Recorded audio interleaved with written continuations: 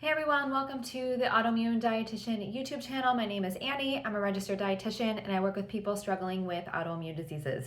In my work with my clients, I help people use food and lifestyle as a way to improve their symptoms. So today we are talking about vitamin D and the connection with autoimmune diseases. So vitamin D plays a really important role in autoimmune diseases. It is the one vitamin that I hone in on when working with clients, and this is because vitamin D levels are directly correlated to disease activity in a variety of different autoimmune conditions. So today I'll cover what vitamin D is, how it influences the immune system, and how to increase your levels. Before I jump in, I just need to attach my usual disclaimer that the information in today's talk is not the substitute for the diagnosis, treatment, or care of disease by a medical provider. This is for informational purposes only. Please consult your qualified health professional for any changes you make to your medical care. All right, so what is vitamin D? Vitamin D is a fat-soluble vitamin that we mainly get from the sun, which is why it is known as the sunshine vitamin. When sunlight hits our skin, the UVB rays are absorbed by a cholesterol compound living underneath the top layer of our skin called 7-dehydrocholesterol. The absorption of the UVB rays convert this compound to precalciferol or pre-vitamin D3, and then the heat from our body then transforms pre-vitamin D3 into vitamin D3. At this point, vitamin D3 travels to the liver where it's converted to 25-OH vitamin D3, that is a mouthful, which is a major circulating form of the vitamin. After that, it's transported to the kidney for its final conversion into the biologically active form of D3, which is 1,25-OH 2-D3. Vitamin D that we get from food undergoes the same conversions after it's absorbed through the lining of our small intestine. It travels to the liver and then the kidneys in the same manner. So obviously you need a functioning liver and a functioning kidney to be able to convert vitamin D to its biologically active form. So despite vitamin D being called a vitamin, it actually functions more like a hormone in our body. Hormones are regulators of many different bodily processes. I like to think of them as traffic lights in the body. They direct processes to start and stop. Vitamin D helps manage bone maintenance and repair. It controls both calcium and phosphate levels in the blood. It contributes to the development of your nervous system and cell growth, and it also is important for heart health and plays a role in reducing inflammation. Vitamin D also plays a very important role in our immune system function. Anytime you have inflammation, there are chemicals that are released to increase inflammation, and this is how our body essentially protects itself and heals. Vitamin D helps to reduce those pro-inflammatory chemicals that are released during an inflammatory or immune response. And it also reduces the creation of inflammatory T cells that contribute to chronic inflammation. Vitamin D also helps regulate tight junctions in our intestinal barrier to prevent leaky gut. This vitamin is also a general marker for health. So low circulating levels of vitamin D in our blood increases the risk of developing cardiovascular disease, neuromuscular disorders, autoimmune disorders, and cancer.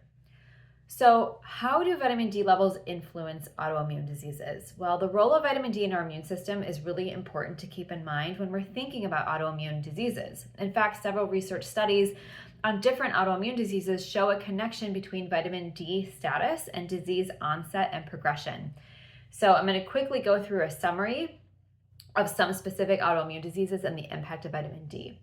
So rheumatoid arthritis, low levels of vitamin D may contribute to neuropathic pain and chronic and progressive nerve disease. Increasing vitamin D levels has been shown to help alleviate pain. Supplementation may improve symptoms and inflammatory markers like CRP. In systemic lupus erythematosus, people with lupus tend to have lower circulating vitamin D levels. Lower D levels were associated with increased disease activity and higher risk of fatigue, cardiovascular disease, cognitive decline, and more severe flares. Supplementation is strongly recommended for this population. Type 1 diabetes, so vitamin D may have a protective role against the onset of type 1 diabetes. Lack of supplementation in childhood and low maternal vitamin D stores may increase the risk of developing type 1 diabetes. Additionally, individuals with type 1 diabetes tend to have low vitamin D levels, and low levels may contribute to worse glycemic control in some studies, but other studies refute this. Autoimmune thyroid conditions. So vitamin D influences both Hashimoto's and Graves' disease. In Hashimoto's, vitamin D suppresses inflammatory cytokines, and in Graves', it increases anti-inflammatory cytokine production. Several studies note that low vitamin D levels increase the risk of developing Hashimoto's, and in Graves' disease, women in remission had higher vitamin D levels. Additionally, low levels of vitamin D doubles the risk of developing this autoimmune condition. Therefore, vitamin D supplementation may be beneficial for both of these conditions. With Addison's disease is indicated with adrenal insufficiency. There is preliminary evidence that low vitamin D and Addison's disease are related.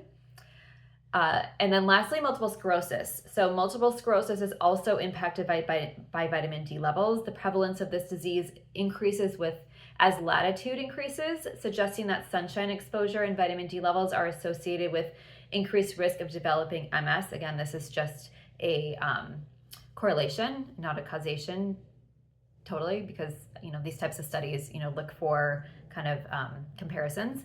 Studies show most MS patients have low vitamin D levels. One study indicated that those with MS had low vitamin D levels during relapses and higher levels of vitamin D during remission. So generally speaking, individuals who have been diagnosed with an autoimmune disease tend to have lower vitamin D levels. And in some autoimmune diseases such as rheumatoid arthritis, lupus, Hashimoto's, Graves', and multiple sclerosis, those with lower levels of vitamin D demonstrated an increased intensity of symptoms and disease activity. And in some cases, individuals in remission had higher vitamin D levels than those who are experiencing flares.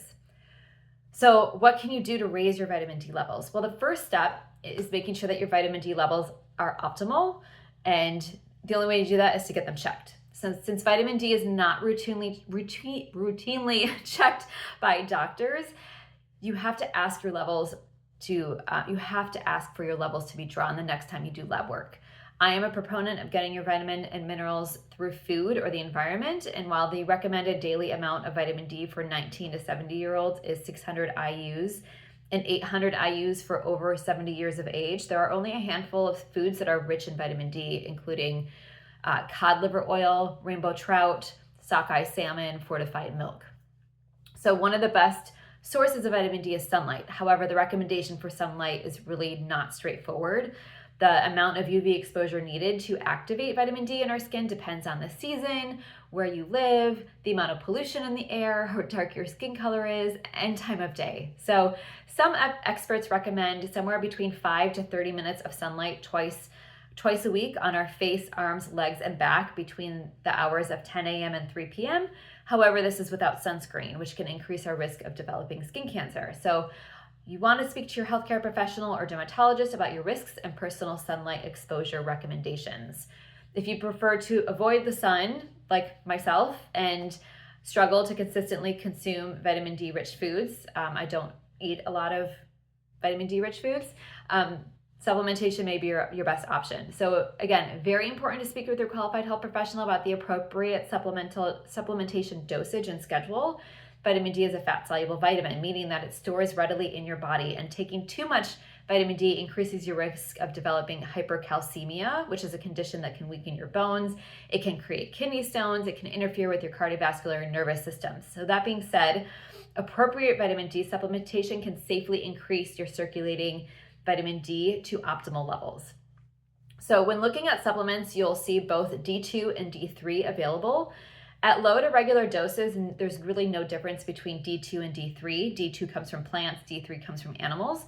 At higher therapeutic doses, D3 is a better choice since D3 is a bit more bioavailable. So for those with RA or other joint conditions, you want to also consider adding vitamin K2 or use a combined supplement of D3 plus K2.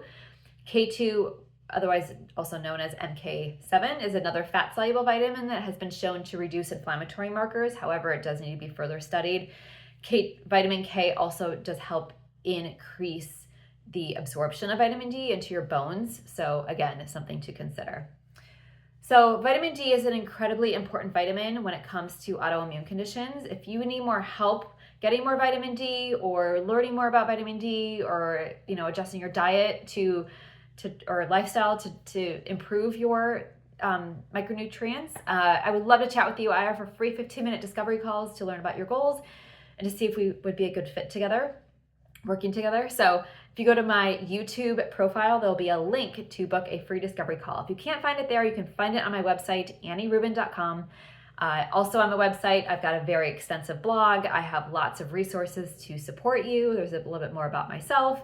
And lastly, if you don't subscribe to my YouTube channel, thank you for watching this. Please hit the little subscribe button. I do try to put these videos out fairly regularly. So thanks for joining me, and I will see you next time.